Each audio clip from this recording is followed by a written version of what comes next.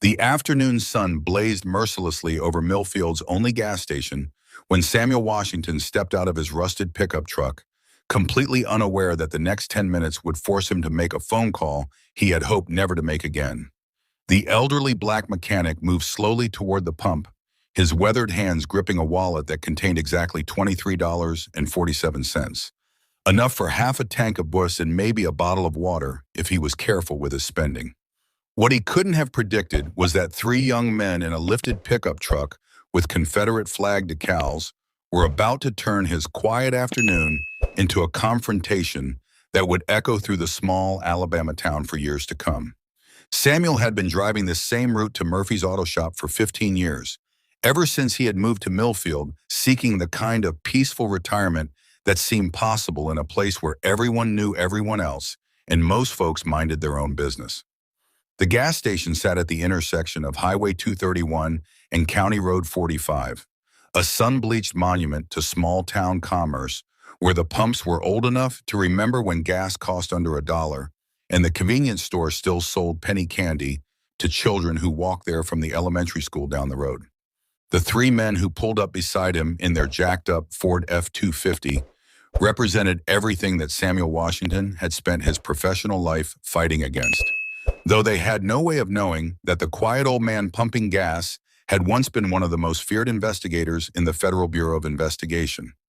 Tyler Brennan, the apparent leader of the group, wore a sleeveless shirt that revealed tattoos celebrating various symbols of racial hatred, while his companions Jake Morrison and Cole Stevens looked like they had stepped out of a recruitment poster for organizations that the FBI had been monitoring for decades.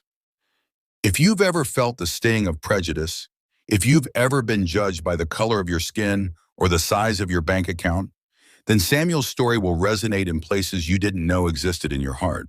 This is why Acts of Depth exists, to shine light on moments when ordinary people face extraordinary tests of their character and dignity. Hit that like button if you're ready for a story that will restore your faith in justice. Share this with someone who needs to see how courage looks in real life. And subscribe to Acts of Depth because Samuel Washington's response to hatred will leave you speechless. Samuel's pickup truck told the story of a man who had learned to make do with less than he deserved, its faded blue paint marked by 15 years of Alabama summers and winters that had weathered everything from the tailgate to the door handles. The vehicle had been purchased used from a lot in Montgomery, bought with cash saved from his modest pension and the small amount he earned doing mechanical work for neighbors who appreciated his gentle manner and fair prices. Every dent and scratch represented a choice to prioritize necessity over appearance, function over form. The gas pump's digital display climbed slowly as Samuel filled his tank, the numbers reflecting not just the cost of fuel, but the careful calculations that governed his daily life since retirement. $23.47 had to stretch until his next pension check arrived on the 15th of the month, which meant choosing between filling his tank completely or buying the arthritis medication that made his morning routine bearable. He chose the gas, as he always did, because walking to work wasn't an option at 71 years old. Tyler Brennan stepped out of his truck with the kind of swagger that comes from never having faced real consequences for bad behavior, his boots hitting the asphalt with deliberate force as he approached the gas pumps. His father owned the largest construction company in 3 counties, a fact that had shielded Tyler from accountability since elementary school and given him the confidence that came with knowing local law enforcement would always give him the benefit of the doubt. He looked at Samuel pumping gas and saw an opportunity to demonstrate his superiority to his friends, never imagining that he was about to make the worst mistake of his privileged life. The afternoon heat created waves of distortion above the asphalt, making the entire scene shimmer like a mirage as Tyler approached Samuel with obvious malicious intent. Jake and Cole flanked him on either side, their body language suggesting coordination that came from previous experiences, intimidating people they perceived as vulnerable. The gas station's elderly attendant, Pete Martinez, watched from behind bulletproof glass that had been installed after a robbery 3 years earlier, his hand hovering near the phone as he sensed trouble developing in his parking lot. Samuel noticed the 3 men approaching, but continued pumping gas with the steady calm that had once allowed him to interview serial killers and terrorist suspects without showing fear. His peripheral vision, still sharp despite his age, cataloged details about their approach, their positioning, and their likely intentions with the kind of automatic assessment that 32 years in federal law enforcement had made second nature. The wallet in his back pocket contained more than $23.47 in cash. It also held a badge and credentials that these young men were about to discover carried weight they couldn't comprehend. The sun climbed higher as Samuel Washington finished pumping gas and prepared to face three young men who had mistaken his quiet dignity for weakness, his modest appearance for vulnerability, and his advanced age for helplessness. In a few moments, Tyler Brennan would learn that assumptions about people based on their appearance could lead to consequences that would follow him for the rest of his life, and Samuel would be forced to reveal a part of his past that he had hoped to leave buried in the service of a country that didn't always serve him back. Tyler Brennan's shadow fell across Samuel Washington's weathered hands as the old man replaced the gas cap with methodical precision. The simple action, carrying the weight of someone who had learned that dignity meant finishing what you started regardless of the circumstances surrounding you. The Confederate flag decal on Tyler's truck caught the afternoon light, its colors bright and defiant against the truck's black paint job, while the young man himself radiated the kind of entitled aggression that Samuel had encountered countless times during his decades investigating hate crimes across the American South. "You picked the wrong gas station today, old man," Tyler announced loudly enough for his companions to hear, his voice carrying the theatrical bravado of someone performing for an audience rather than addressing Samuel directly. "This is a place for Americans, not welfare queens driving piece-of-shit trucks and taking up space that real people need." Samuel turned slowly to face his antagonist, his brown eyes calm and alert as they assessed Tyler Brennan with the kind of professional detachment that had once helped him maintain objectivity while interviewing suspects who had committed unspeakable acts of violence. What he saw was a young man in his early 20s, physically strong from construction work, but soft around the edges from a lifetime of privilege that had never required him to face real adversity or question his assumptions about his place in the world. The gas station's concrete was hot enough to shimmer, but Samuel felt something much colder settling in his chest as he recognized the familiar pattern of escalation that preceded violence.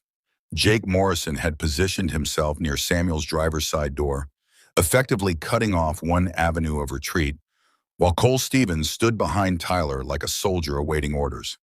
The coordination suggested experience with intimidation tactics, and Samuel's trained mind began calculating response options, even as he hoped the situation could be resolved without anyone getting hurt.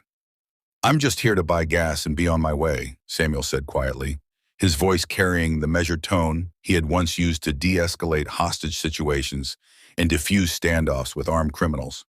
"I don't want any trouble, and I suspect you gentlemen have better things to do with your afternoon than bother an old man who's just trying to get home." Tyler's laugh was sharp and ugly, the sound cutting through the afternoon heat like broken glass. "Better things to do? Like what? Let some affirmative action disrespect us in our own town?" "I don't think so, Grandpa. I think it's time someone taught you about respect and knowing your place." Samuel's hand moved instinctively toward his back pocket, a gesture so subtle that none of the three young men noticed it. But the movement reminded him of the weight of credentials he hadn't used in over 3 years. The FBI badge and identification card had once opened doors and commanded respect from local law enforcement across the country, but retirement had stripped away the institutional authority that had defined his professional identity. Now he was just an elderly black man standing alone in a gas station parking lot, facing three hostile young men who saw his vulnerability as an opportunity. The afternoon sun blazed overhead as Samuel Washington remembered another confrontation, 15 years earlier, when he had stood in a similar parking lot in Mississippi, interviewing witnesses to a church bombing that had killed 3 children. The perpetrators had been young white men, very similar to Tyler Brennan, filled with the same mixture of hatred and entitlement that turned ordinary prejudice into deadly violence. Samuel had spent 6 months building the case that eventually sent those bombers to federal prison, but the children were still dead and their families were still grieving. Tyler stepped closer, invading Samuel's personal space with the calculated aggression of a predator testing his prey's response to intimidation. You know what I think, old man? I think you're one of those uppity types who forgot that there are consequences for not showing proper respect to your betters. Maybe it's time for a reminder about how things really work in the real world. The threat hung in the air between them like heat waves rising from the asphalt, and Samuel felt the familiar surge of adrenaline that had once helped him survive encounters with some of the most dangerous criminals in America. But this wasn't a planned operation with backup units and federal authority behind him. This was just an elderly man facing three young men who had clearly decided that violence was an acceptable way to express their racial hatred. Pete Martinez watched from behind the bulletproof glass of the convenience store, his weathered face creased with worry as he debated whether to call the local police. He had known Samuel Washington for 3 years, ever since the quiet old man had moved to Millfield and started buying gas at his station twice a week. Samuel always said please and thank you, always cleaned up after himself, and always treated Pete with the kind of respectful courtesy that seemed increasingly rare in a world where customer service had become a battleground for personal frustrations. Jake Morrison stepped forward, reaching into his pocket to pull out something that made Samuel's blood run cold despite the blazing Alabama heat. The folding knife clicked open with a metallic sound that carried across the gas station parking lot like a death sentence, its blade catching sunlight and throwing it back in cruel flashes that seemed to dance with malevolent purpose. Maybe Grandpa needs a closer look at some good American steel, Jake said, his voice thick with the kind of casual cruelty that Samuel had spent his career trying to understand and prevent. Might help him remember his place in the natural order of things. Samuel's hand moved again toward his back pocket, this time with more purpose, as he calculated distances, reaction times, and the likelihood that this confrontation would end without bloodshed. The phone in his front pocket felt heavy with the weight of a decision he had hoped never to make again. A single call that would transform three young men's lives forever and force him to step back into a world he had worked so hard to leave behind. The afternoon sun climbed higher as Samuel Washington stood at the intersection of past and present, surrounded by hatred, but drawing strength from memories of justice served and wrongs made right. In a few moments, he would have to choose between the quiet retirement he had earned and the responsibility that came with knowledge, training, and connections that these young men could never imagine. The phone call that would change everything was just seconds away. But first, Tyler Brennan was about to make one final mistake that would seal his fate forever. The knife blade caught the afternoon sunlight and threw it back in cruel fragments as Jake Morrison took another step closer to Samuel Washington, his grip on the weapon betraying the kind of familiarity that comes from using intimidation as a regular tool for getting what you want. Samuel's trained eye noted the way Jake held the knife, the confident stance that suggested previous experience with violence, and the eager anticipation in his expression that indicated he was hoping for an excuse to use the blade rather than simply display it as a threat.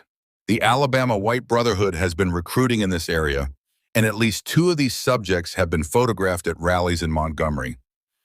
The information confirmed what Samuel had suspected from the moment he saw Tyler's Confederate flag decals and heard the coordinated nature of their approach. The 3 young men weren't just casual racists expressing personal prejudices. They were part of a larger network of organized hatred that the FBI had been monitoring for years. Samuel's phone call had potentially opened a federal investigation that could roll up an entire cell of domestic terrorists. As the federal vehicles prepared to transport the prisoners to Birmingham for processing, Samuel found himself thinking about the children who had died in that Mississippi church bombing 15 years earlier.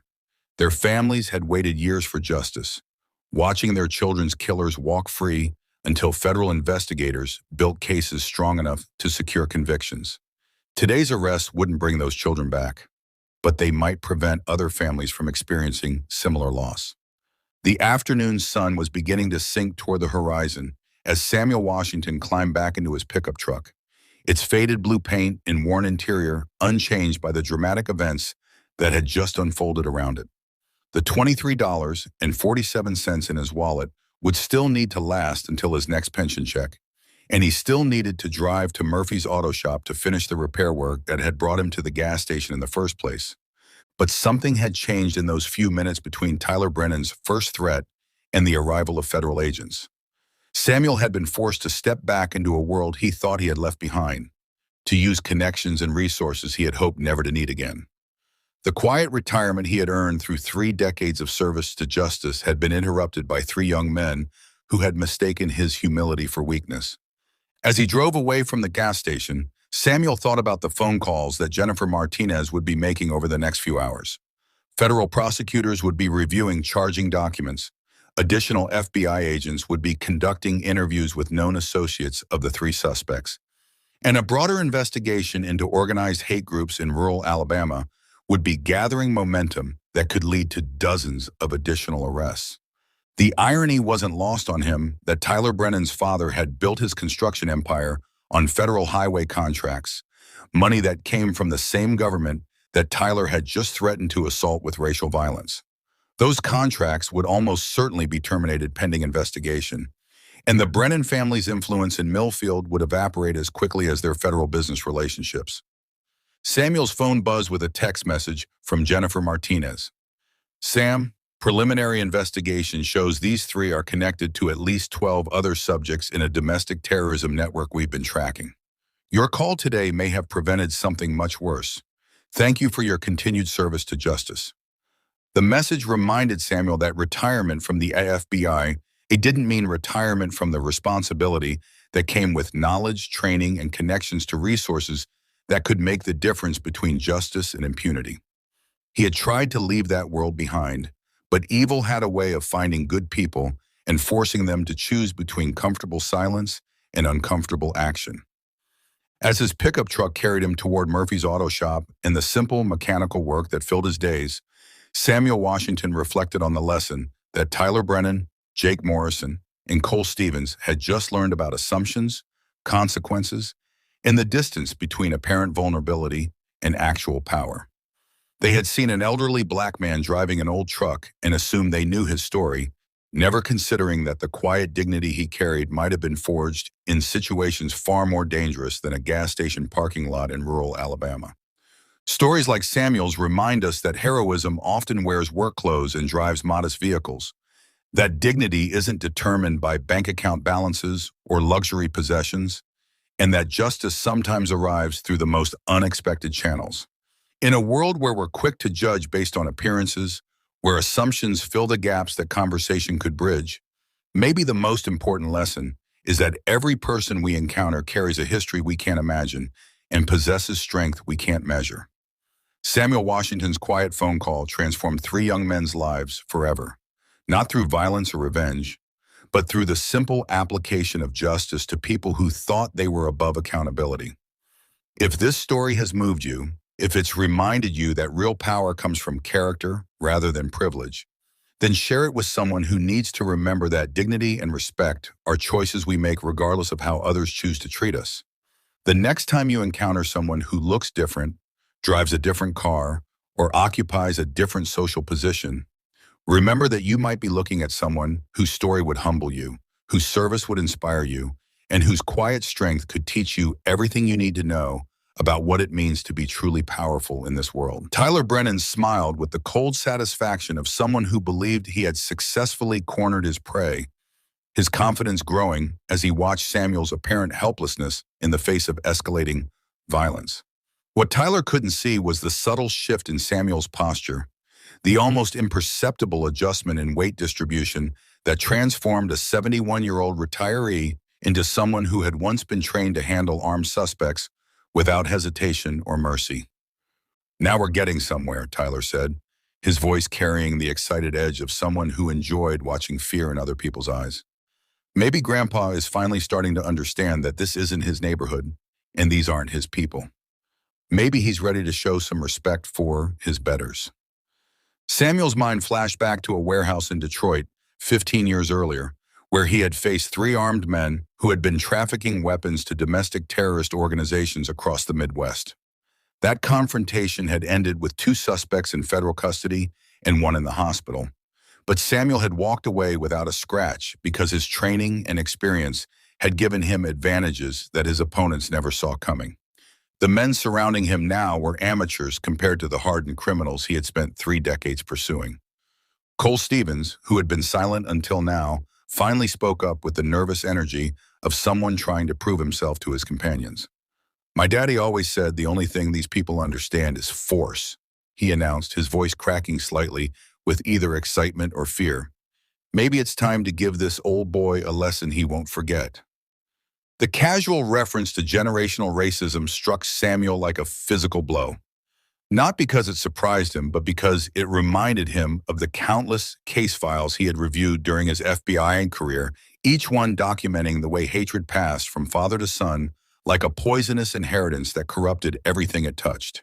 He thought about the families he had interviewed, the victims whose lives had been destroyed by young men very similar to Cole Stevens, raised on a diet of resentment and taught to see violence as a legitimate response to their own perceived grievances.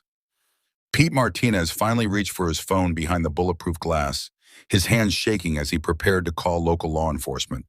But Samuel knew that help was at least 10 minutes away. Assuming the Millfield Police Department took the call seriously and assuming they responded with the kind of urgency that confrontations involving elderly black men didn't always receive in small Alabama towns. 10 minutes was an eternity when facing three armed men who had clearly decided that violence was not just acceptable, but necessary. The heat radiating from the asphalt created a shimmering mirage effect that made the entire confrontation feel surreal, like something happening in a dream rather than the waking world of a Tuesday afternoon in rural Alabama.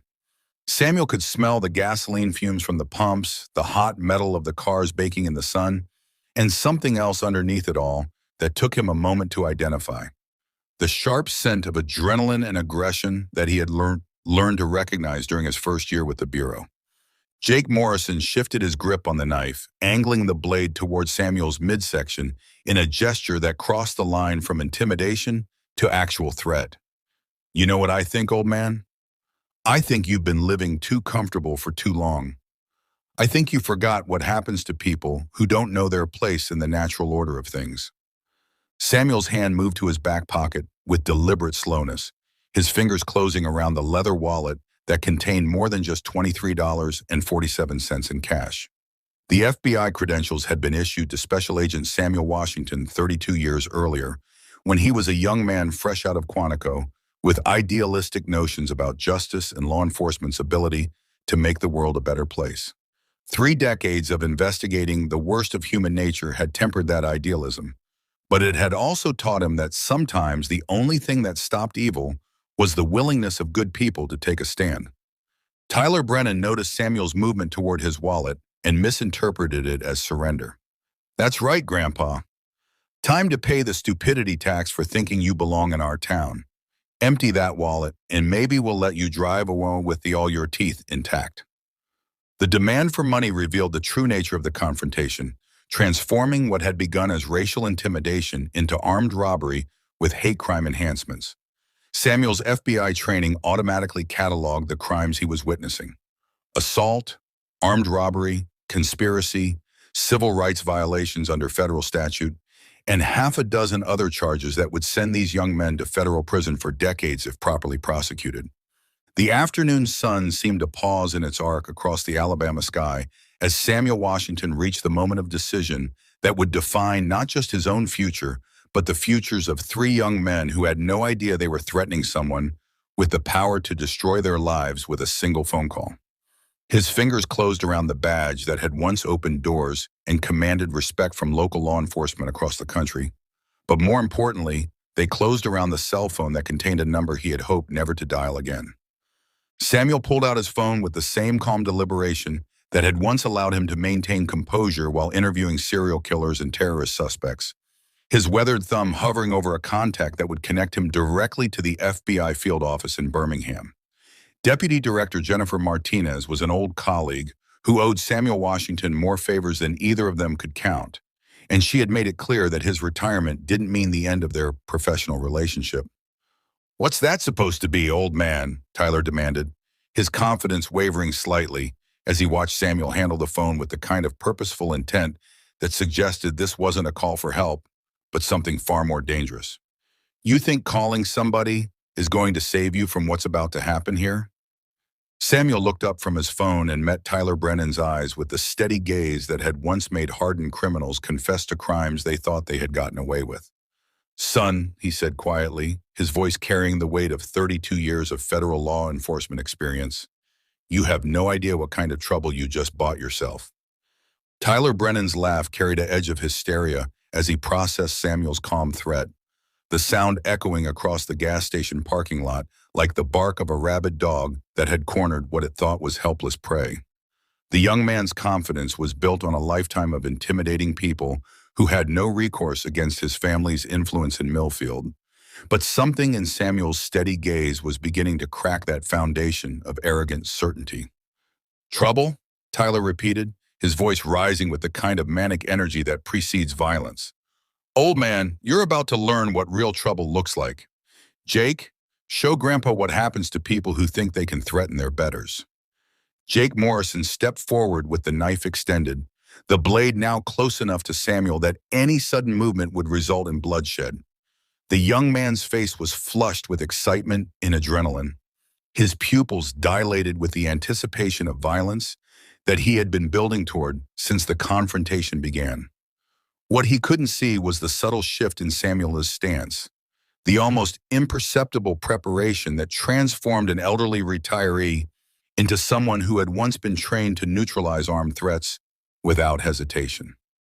Samuel's thumb moved across his phone screen with practiced precision, selecting a contact that he had hoped never to use again.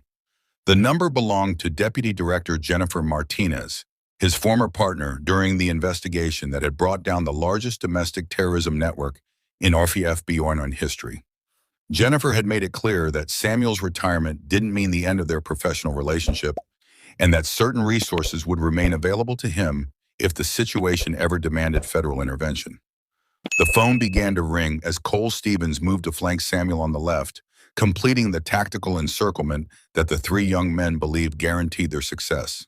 What they didn't understand was that Samuel Washington had survived similar situations with trained killers, who were far more dangerous than amateur racists with more hatred than sense.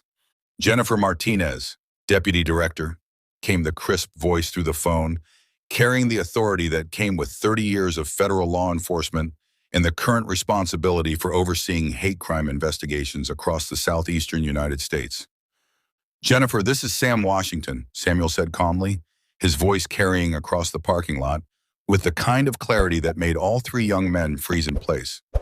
"I need you to run three names for me: Tyler Brennan, Jake Morrison, and Cole Stevens, all residents of Millfield, Alabama. I'm currently being threatened by these individuals with weapons, and I suspect they have previous involvement with organized hate groups." Tyler's face went pale as he began to understand that the phone call wasn't a desperate plea for help, but something far more dangerous. The casual mention of their full names, delivered with the kind of professional authority that suggested official resources and federal connections, transformed their afternoon of racist intimidation into something that could destroy their futures. "Sam?" Jennifer's voice carried surprise mixed with concern. "Are you in immediate danger? I can have tactical units en route from Birmingham in 20 minutes, and local FBI assets can be there even faster." "Not immediate danger, but definitely a federal hate crime in progress," Samuel replied, his eyes never leaving Tyler's increasingly panicked face. "Armed robbery with racial motivation, conspiracy, civil rights violations under Section 245. The full package. I'll need complete background checks on all three subjects in coordination with local law enforcement for arrests." Jake Morrison's hand began to shake as he held the knife, the weapon that had seemed so threatening moments earlier, now feeling like evidence that would send him to federal prison. The casual way Samuel discussed federal charges and FBI resources was stripping away every assumption the young men had made about their victims' vulnerability and helplessness. "Jesus Christ," Cole Stevens whispered, his voice barely audible as the magnitude of their mistake began to sink in. "Who the hell are you, old man?" Samuel reached into his back pocket with deliberate slowness, pulling out the leather wallet that contained his retirement credentials. The FBI badge caught the afternoon sunlight like a beacon of federal authority, its eagle and shield design immediately recognizable to anyone who had ever watched a crime drama or news broadcast about federal law enforcement operations. Special Agent Samuel Washington retired, he announced, his voice carrying the weight of 32 years of federal service and thousands of cases involving exactly the kind of hatred these young men represented. 32 years investigating domestic terrorism, hate crimes, and organized racial violence. 15 years working cases right here in Alabama. Tyler Brennan's swagger collapsed entirely as he stared at the badge that transformed their victim into someone with the power to end their lives as they knew them. The FBI credentials represented not just legal authority, but connections to a federal law enforcement apparatus that could investigate every aspect of their lives, their families' businesses, and their associates' activities. Jennifer, I'm sending you photos of the subjects now, Samuel continued, using his phone to capture clear images of all three young men. Tyler Brennan appears to be the leader. His father owns Brennan Construction, which has federal contracts for highway projects. That might be relevant for additional charges. The mention of federal contracts sent Tyler into complete panic as he realized that his family's business empire could be destroyed along with his own future. Federal contractors were held to strict civil rights standards, and any association with hate crimes could result in contract termination and permanent debarment from government work. Jake Morrison dropped the knife, the blade clattering against the asphalt as his hand lost all strength. The weapon that had seemed so intimidating moments earlier now looked like the piece of evidence that would send him to federal prison for armed robbery, and assault charges that carried mandatory minimum sentences. Sam, I've got units rolling now. Jennifer's voice carried the efficiency of someone mobilizing federal resources with practiced ease. Birmingham Tactical Team, local FBI assets, and I'm coordinating with the U.S. Attorney's Office for federal charges. Do you need medical attention? Any injuries? No injuries, but these subjects have made threats of racial violence while armed with weapons, Samuel reported with the clinical precision that had made him one of the FBI's most effective investigators. I suspect they have connections to organized hate groups, possibly the Alabama White Brotherhood or similar organizations. Full investigation warranted. Cole Stevens began backing away slowly, his face pale with the realization that their afternoon of racist intimidation had become a federal case that would follow them for the rest of their lives. The FBI didn't forget hate crimes, and federal prosecutions had conviction rates that made plea bargaining the only realistic option for defendants. The afternoon sun seemed to burn brighter as Samuel Washington stood in the gas station parking lot, surrounded by three young men who had discovered that their assumptions about power, privilege, and vulnerability had led them into a trap that would destroy everything they thought they knew about consequence and accountability.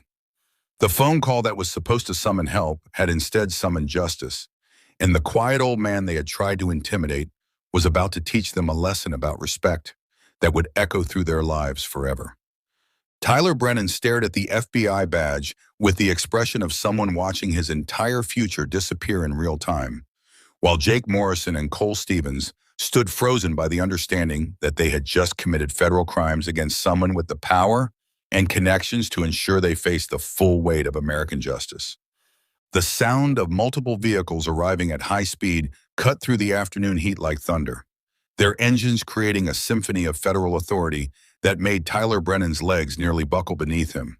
Three black SUVs pulled into the gas station parking lot with tactical precision, followed by two Birmingham police units and an ambulance that Samuel had never requested, but that Jennifer Martinez had dispatched as standard protocol for federal hate crime investigations involving weapons.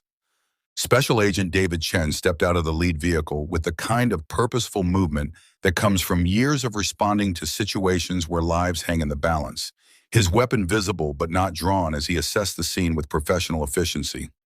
Behind him, 4 additional agents fanned out to secure the perimeter while maintaining clear sight lines to all subjects, their coordination reflecting the kind of training that turned federal law enforcement into an overwhelming force that local criminals rarely expected to face. "Agent Washington," Chen called out, using Samuel's former title with the respect that active agents reserve for legendary investigators whose careers had become teaching materials at Quantico. "Sir, are you injured?